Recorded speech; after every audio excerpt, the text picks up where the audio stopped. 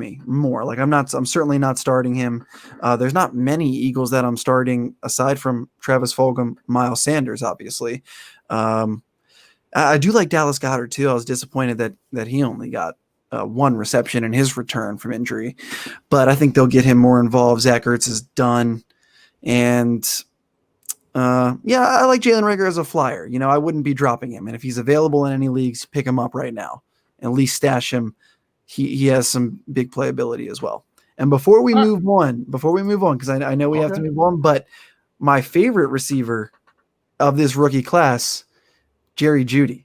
I don't know if you've been watching him playing for Denver, but he is he's just exciting to watch. The thing is, he is pacing his team, unlike any of the other rookies. He's pacing his team in receptions, yards, and targets. And he's just getting so much attention from Drew Lock.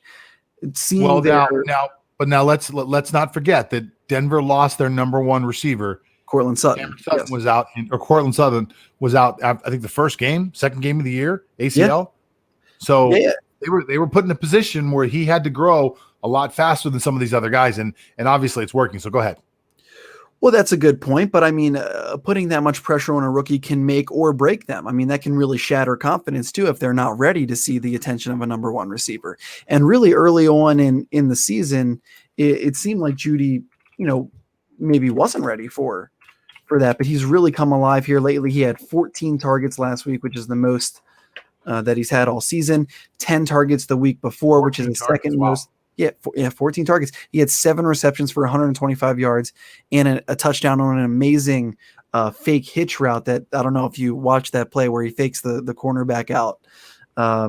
Embarrassed him really and was wide open then on that hitch route. So I love Jerry Jeudy for fantasy. In reality, he looks absolutely fantastic. The only criticism or concern that I'd have is he's only caught 30 passes of his 61 targets. So, less than 50% completion rate from his quarterback there. So that's not great to see. And last week he had 14 targets. Yes, but he only caught 7 of them. And that's not all on him. It's not like he's dropping passes. So it's good to see that he's getting the attention, but you would really like to see that consistency, that conversion rate continue to grow. But anyone who's getting double-digit targets, who's getting usage like that as a number one receiver has immediate value to me. Love Jerry Jeudy going forward. All right.